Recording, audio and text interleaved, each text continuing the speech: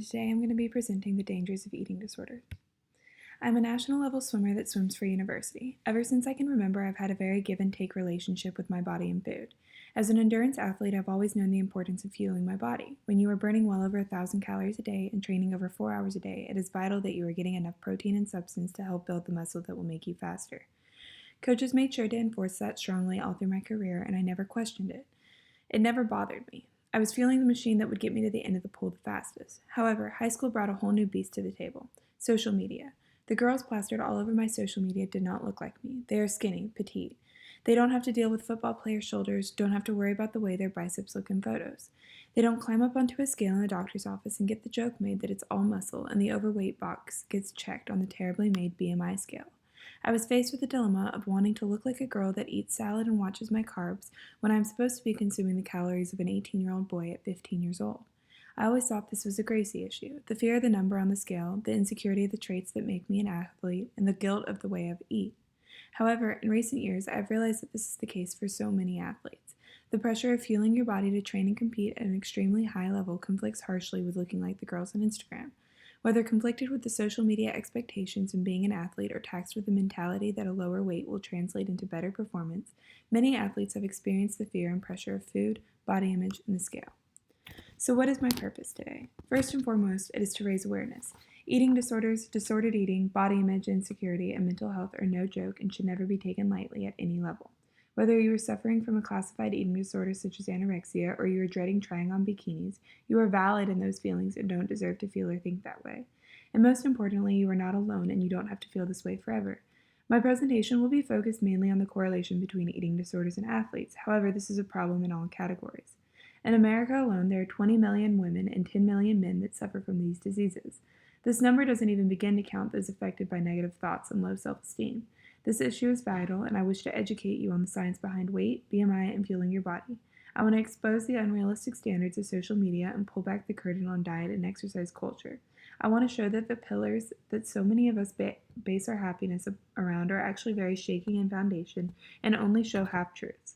Through breaking down what it means to have an eating disorder, the science behind eating, and the facade that is social media, I hope I can convince you that a happy lifestyle is so much more important than matching the influencer on a screen.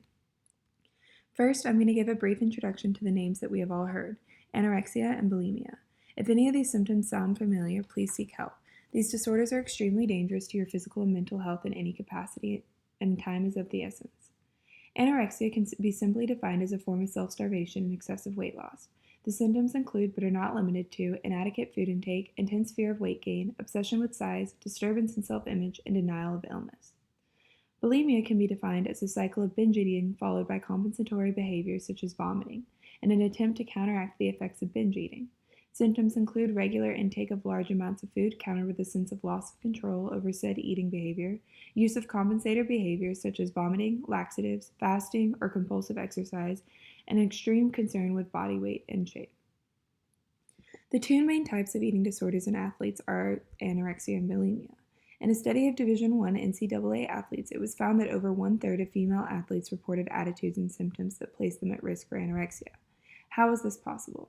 Dr. James Greenblatt, the chief medical officer at Walden Behavioral Care in Massachusetts, stated that the traits found in those with anorexia are found in most high-performing athletes. These traits are high self-expectations, perfectionism, competitiveness, hyperactivity, preoccupation with weight and dieting, and tendency towards depression. So which athletes in sports are most at risk? Sports that emphasize appearance, weight requirements, and muscularity are at the top of the list, as well as endurance sports. Examples of these sports are swimming and diving, wrestling, gymnastics, running, dancing, skiing, and volleyball. What sets these athletes apart from non-athletes suffering from the same disorders is not just the physical aspects, but actually the mental. Many athletes have performance anxiety or a fear of failure, which then develops into the inaccurate belief that a lower body weight will improve performance or bridge the gap to success. Oftentimes, when there is no improvement, they attribute to not losing enough weight and may increase their efforts. It is often difficult to convince athletes they need help for their eating disorders because they are in the belief that their efforts are towards helping their performance. Health-wise, these athletes have a higher risk of medical complications such as electrolyte imbalances and cardiac arrhythmia that is caused by the strenuous physical activity that is being put on their bodies without the necessary food consumption. So what is the healthiest way to fuel an athlete's body?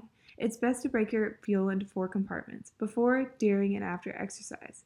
The food you eat before exercise will not only affect the way you feel during and after, but also the quality of your performance. The longer stretches before a workout should have a high protein and carb focus for substance, whereas as you get closer, it should be carb focused for quick energy. All the while, water is vital. A good rule of thumb for athletes is to divide their body weight in half and drink at least half an ounce of water per pound of body weight throughout the typical day. During exercise may not be necessary, however, something easily digestible that can provide you with good energy is recommended. Finally, post-workout is a vital time for quick consumption of carbs and protein. It is generally recommended that you consume 20 grams of protein within the first hour. Calories for athletes are your fuel. They are replacing the energy that is used up during sports performance, and trying to cut them will cut your ability to perform your best.